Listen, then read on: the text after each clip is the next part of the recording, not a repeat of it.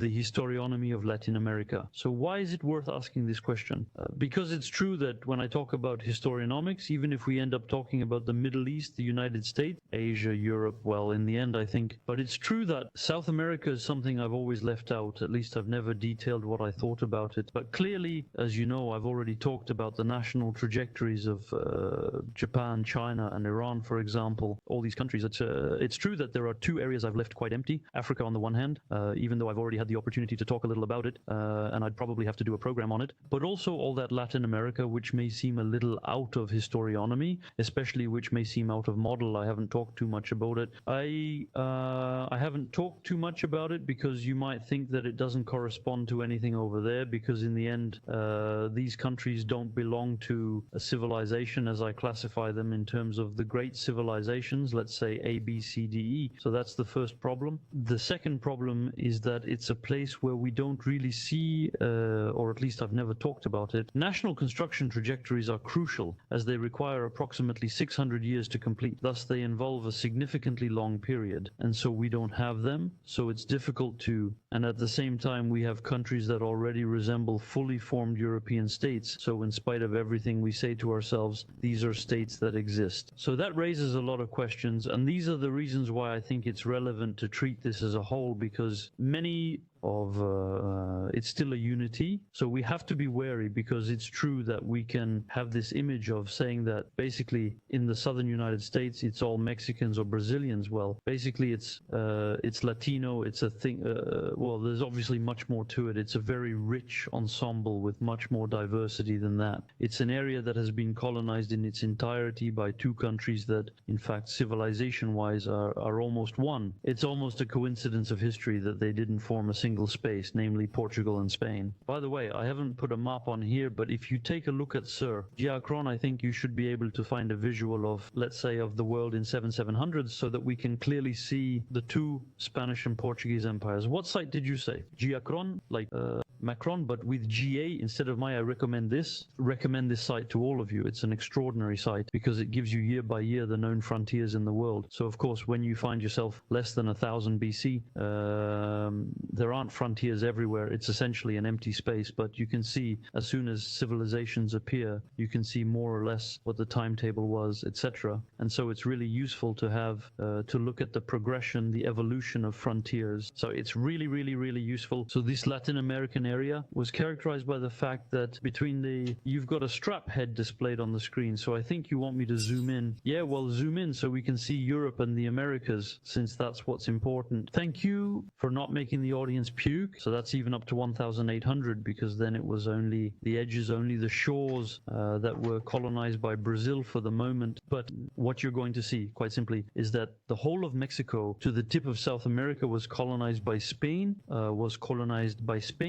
Spain even seized a large part of the French possessions following the 7 Years' War, and they were allotted to Spain. And then Mexico was carved up by the Mexican-American Wars, which enabled the United States to seize all the territory north of the Rio de Janeiro, territory north of the Rio Grande. So this Latin American space remained attached in the form of viceroyalty. In fact, they were considered kingdoms, not independent but autonomous. And later on, the central Spanish and Portuguese governments, especially the Spanish, attempted to govern these areas more directly, referring to them more accurately as colonies than as a kind of annexed kingdoms, and this did not go down well with these areas. And logically enough, the Spanish-Portuguese domination of this area suffered greatly, especially the Spanish. Metropolitan defeats against Napoleon's France. In fact, the Napoleonic Wars in Spain had much the same effect on the Spanish colonial empire as a century later. The Second World War and the difficulties encountered by England on the continent in the face of Hitler's Germany were to have on the decolonization process, especially for France, since by the time the metropolis had taken the brunt of it, it has been defeated. It tends to reawaken any desire for colonial independence. This is what happened in Latin America at the end of the first half of the 19th century. The whole of that region had freed itself from Spanish tutelage. So I'm not going to go into the details of the story, mainly because I haven't had time to prepare enough to go into all the details again. I'm not sure it would be particularly interesting either, because the broad outlines are more useful to see what I'm getting at. historionomically. But if you like, you should know that it was during this period that some of the great names of Latin American history appeared. You have Simon Bolivar, of course, who was responsible for the independence of a large part of South America. And if you want to talk a little about his equivalent in Mexico, you've got General Santa Anna, also known as the Napoleon of Mexico. I think he's also known as the Napoleon of the West. At least that's what his supporters call him, or the Eagle, I think, if they called him the Mexican Eagle. And the very funny thing is that in the Wikipedia article, every time I read it again, it makes me laugh.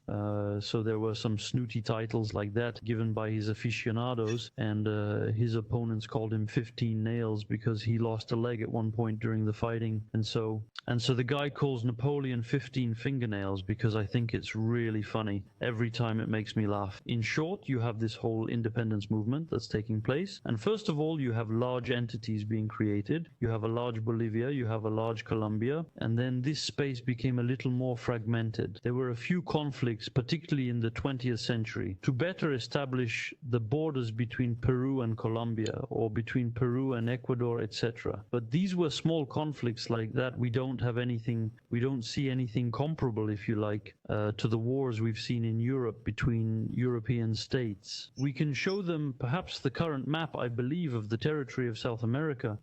It's very simple. It's among what I've sent you. It's where you can see that this is the current South America if you need to be able to see it. If you need to be able to find Latin America. I've also been able to change the titles in the meantime. Oh la la, you're too good. So there you have it. The borders are like that, with Central America in particular, which has become quite fragmented. Today, this space is that we often have the image of a Latin America in which you'd basically have a Spanish population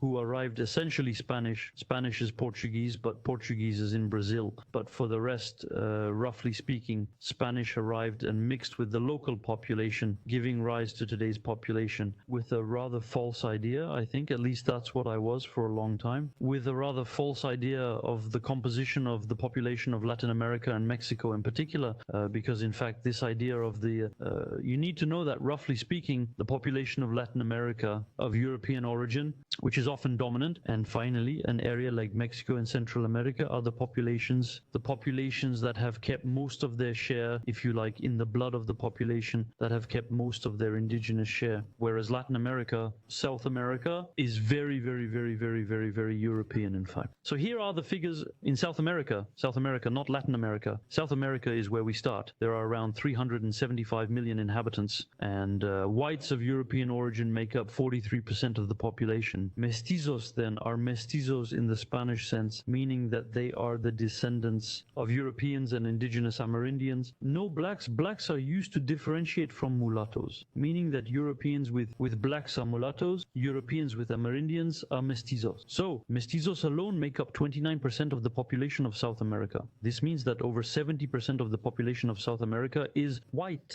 European or European mestizo, and of that, more than half is white European. So it's very important to see that. Where does this essentially come from? Well, it comes from the fact that the indigenous population was practically wiped out by the arrival of the Spaniards, along with disease. You have to know that in the population. Wait a minute, I've got a chart here. I found this chart here, which is the same one I used for the program I did, the short format on the evolution of the world population. In Central and South America, you had 16 million inhabitants in the year 1000, 36 million in the year 1400, 39 million in the year 1500, and 10 million in the year 1700. In other words, you had 3/4 of the population, or even more than 3/4, since some of it had been replaced by Spaniards, which had simply disappeared. So roughly speaking, today's population of Central and South America is down from 10 million people who were there in 1700, plus the entire Italian, Spanish, Portuguese, and German population that immigrated to South America. Do you agree? So you have to be aware of this point, and in particular in the so-called southern cone of South America, i.e. the cone to the south of Brazil, essentially Argentina and Chile. These are particularly white areas for the simple reason that these were places that were practically deserted before the arrival of European settlers. A little like South Africa, in fact. When the Dutch arrived in South Africa, it was virtually empty. The Zulus and all that came later. So that explains it. That's the first thing you need to understand, and I'll come back to why. But it's that South America was truly, and this is something you have to realize, powerfully colonized by as much as North America, in fact. That's what you have to understand. as much as North America by Europeans, and this is in stark contrast to, once again, Asia or Africa, which were not colonized in the same way, except for South Africa. So the figures are a little different, and once again more to the advantage of the natives, because you'll see that's not the case. But in the north of the country, if you go to Central America, in Central America you have, so I'll give you the figures again, out of a population of 45 million, 7 million are white Europeans, and 30 million or 60% of the population of mixed race. So in total you have a proportion similar to that of South America, i.e. Over 70% of the population is either European or of mixed race, but the ratio between mixed race and European population is not even reversed. It's clearly to the advantage of the mixed race over the white European population. Finally. In Mexico, you have a proportion more or less similar to that of Central America, since 15% of the population is exclusively of European origin, mainly Spanish, and 70% or 77% of the population is white or mestizo, but that's mestizo of European population and local ancestry.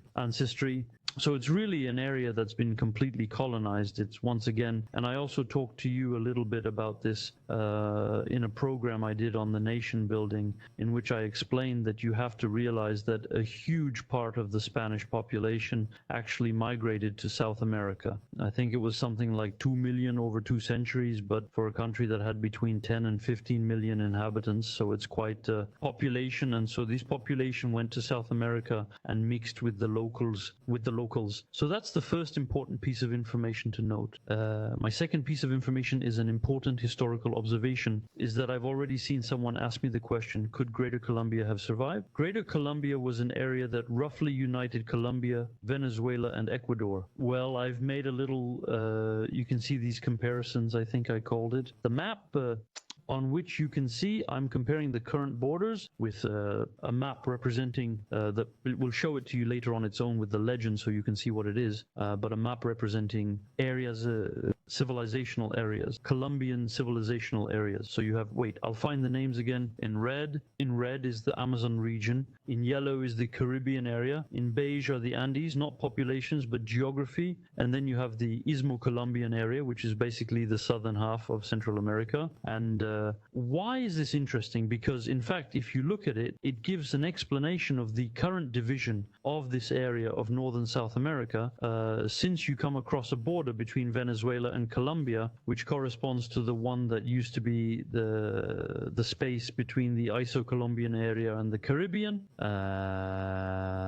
and the same goes for the Brazil-Venezuela border, although there the border is more easily explained by the fact that it was separated by Portuguese and Spanish colonization. But then the same goes for the Andes, for the emergence of Peru in particular. As you know, the Inca Empire essentially covered Peru, and you can also see the separation from Colombia. So I find it extremely interesting to see that there's a permanence there that's probably linked in particular to the hematist and indigenous population of these places, which finds differences that are extremely old, extremely ancient. So it shows territorial permanence. But in the end, we can see that the nations and states that emerged from decolonization have, in spite of everything, largely responded, were the expression in a kind of ethno-geographic determinism, like the great nation states that have emerged elsewhere, even if this has been rapidly the decomposition of the Hispano-American empire.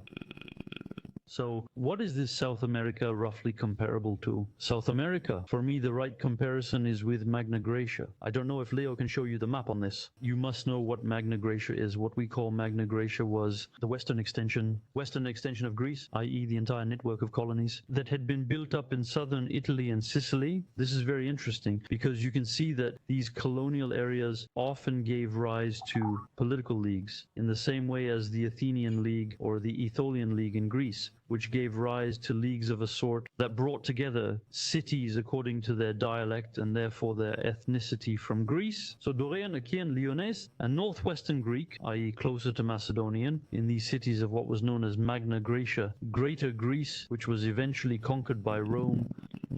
So which came under Roman domination, if you like, as early as the 3rd century BC. In other words, when the Romans had more or less united Italy, and then in the middle of the 3rd century regained control of Sicily by defeating the Carthaginians, who had also developed a certain influence in that area. So why do I draw the parallel with Greece? Quite simply because, once again, Greece, civilization A, which I'm clearly comparing to Europe. Greece, as I said, like all A civilizations, had an extremely strong colonial expansion, and this is the place where the Greeks really came in droves to populate these areas.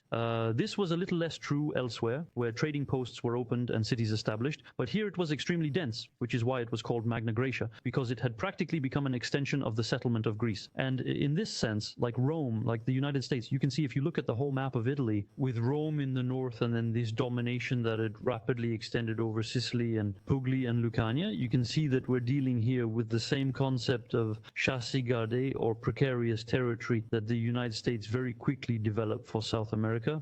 When we talk about American domination of South America, we often think of the Cold War, of the CIA's maneuvers to keep states in the American fold, but in fact, as soon as the Monroe Doctrine was put in place, hostility began to emerge in the United States against all European powers coming to America, whether in North or South America. This led to American support for revolts against the Spanish Empire in order to get rid of this European monarchy. What Spanish influence remained in the Americas, since it was expelled from Cuba, Costa Rica, and even the Philippines on the other side for good measure. So if I have to see historically what the Latin American object is, I see a parallel with what Magna Graecia was for the Greek space, and so throughout the cycle, that's the parallel I see. Now, there are other things that need to be seen at another level, which inevitably raises questions such as, why do Latin American countries have such a problematic institutional history? So problematic, since that's the image we often have of them. That is the image of an area that has never really succeeded in establishing lasting parliamentary democracies of the kind that existed in Europe, even if things have improved a little in recent decades. But there are still a certain number of countries that pose a problem, and it's true that there is this image of young people who are regularly military and who take power, etc.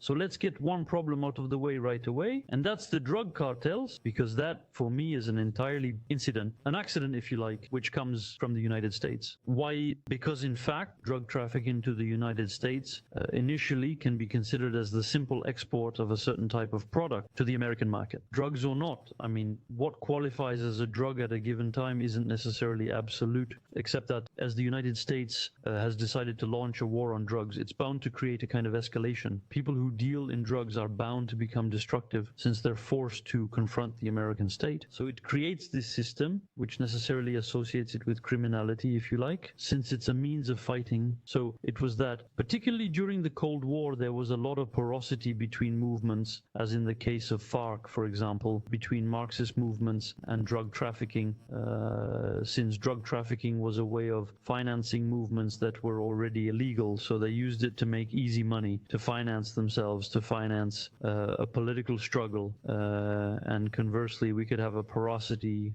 of people who, in order to gain access to relays and facilities, could give themselves a political slant, when in fact the aim was to do business. So all this created a system which still exists today, and which is actually ruining life in a number of countries, particularly Colombia and Mexico. It creates enormous difficulties, political, with power, often at its mercy because so much money is involved, that you have barons like that who are capable of threatening and destabilizing the democratic game. We often have terrorist attacks by Pablo Escobar, for example, and today in Mexico it's also something very complicated, but that, if you like, so historically, I find it hard to see it as anything other than what I've been telling you, i.e. this incident, which ultimately stems from the attitude the United States decided to adopt in this matter. If the United States had simply imported these narcotic products as a consumer good like any other for the last 50 years, it's likely that there would have been a narcotics industry in those countries, but I don't see why it would have sunk into these crime problems. In my opinion, I don't think that the simple production of drugs by its very nature is criminal. For me, it depends on the decision, the position that the states have on this. If you remember, for example, opium production was under the control of the British Empire, which used opium to make up its trade deficit with China. Because the Chinese economy was too efficient and absorbed too much liquidity from the British Empire. So we've put that problem aside, even if it has to be said that it's a major factor in the particular problems of political instability in South America. But another problem, which in my opinion is much deeper and historionomically very interesting, I think I've already mentioned it on another program, but this is a good opportunity to talk about it, is that the problem of South America and Latin America in general is that it has achieved independence from Spain and Portugal, not from England, and especially when it did so. Why? Because at moment Latin America, independence from Spain and Portugal, these two countries had not yet reached parliamentary democracies in non-revolutionary countries, and so that meant that these were countries that governed their colonial empire and that disseminated to that empire political mentalities and political categories of thought, and therefore a political culture, an old political culture, not a parliamentary political culture. And you realize that this is quite different from the United States, for example, which achieved independence from the United Kingdom almost a century after the United Kingdom had become a democracy. Well, a parliamentary system, democratized afterwards, but a parliamentary system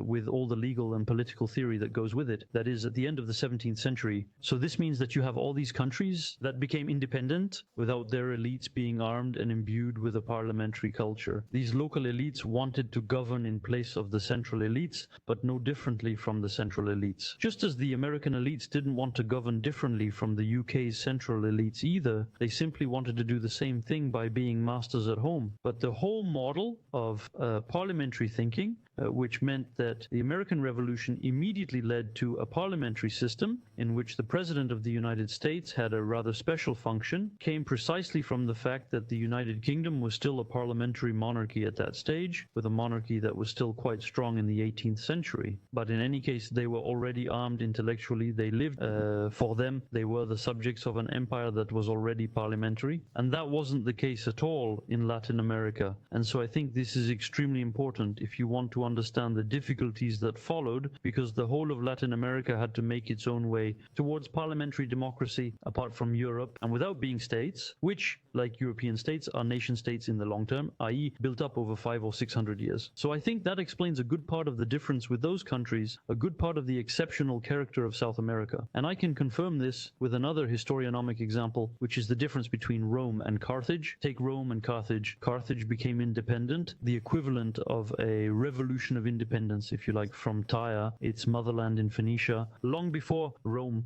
It was a century and a half before. I think it's around 650 BC, whereas the Roman independence revolution was the birth of the Roman Republic in 509 BC. So when Carthage broke away from Phoenicia, it was when Phoenicia was invaded by the Assyrians, and Phoenicia had not yet reached the stage that the Greek cities, particularly Athens, would reach from the 6th century BC onwards, precisely with the Solonian reforms and then with the Clisthenian reforms, i.e. the emergence of Athenian democracy, equivalent to Athenian parliamentarianism. This means that Carthage was in the same position vis-a-vis Phoenicia as South America would be vis-a-vis Spain and Portugal. In other words, Carthage separated from Phoenicia due to an invasion. So the power is gone, but it's breaking away before the parent company reaches the parliamentary stage. Okay. Whereas in Rome, on the contrary, Rome was not a Greek colony, but by the time when Rome nevertheless had a link with Greece via Magna Graecia, so there was a kind of continuity, and when Rome became independence, drove out the Etruscans, it quickly turned to Greece, particularly at the time of the plebeian secessions, since, as you know, these lasted and spread a little. The Roman constitution took some 50 years to be put in place, with the two secessions of the plebs, which established the tribune and a number of other institutions, notably the law of the 12 stables. And to have the law of the 12 stables drafted, the Romans sent, so it's always the same. History is modern, I doubt it, but it seems extremely coherent to me, would have sent emissaries to Athens. Perhaps the Athenians learned from the cities of Magna Graecia, I'm not sure, to see how they were doing, how the Greeks were doing, and how they were developing the concept of isonomy. Isonomy means law, equality before the law, in fact, the idea that the law is the same for everyone. In other words, at a time when Rome was undergoing its own independence revolution, the intellectual tools that enabled to equality in law were available to him, relatively easily accessible. They knew the people who knew them and so on, so it was easy enough to import them. And you can see the difference between Rome and Carthage, because Carthage had institutions very similar to those of Rome. There were two suffats, as there were two consuls in Rome. There was an assembly system and everything. It was the same. But all the institutions that were created as a result of the sessions of the plebs, in particular the tribune, the question of the law of Oustables and so on, none of this is to be found in Carthage. And why not, in my opinion? Quite quite simply because Carthage had no reference in its cultural air to go looking for it. And clearly, there was a much wider cultural divide between Phoenician Carthage and Rome, which had a very early relationship with the Greeks, and what's more, the Etruscans were Indo-Europeans like the Greeks, whereas the Phoenicians were not, whereas the Phoenicians were Semites. So all this created a much wider cultural gap between the Phoenicians and the Greeks, for example, than between the Romans and the Greeks. And then, as we've seen later on in history, there was a cultural gap between the Phoenicians and the Greeks. So in my opinion, it completely explains this question historically. The question of whether the colony detaches itself from its parent company before the latter has made its parliamentary transfer or afterwards will change the fate of the colony. In other words, it will either inherit a culture advanced enough to become a parliamentary regime fairly easily, or it will be caught up in the same kind of chaos that befell France in the 19th century, or other countries that were forced to build their parliamentary systems from scratch. So in my opinion, if we combine these two things, i.e. the equivalent of Magna Graecia for the colonial aspect of civilization A,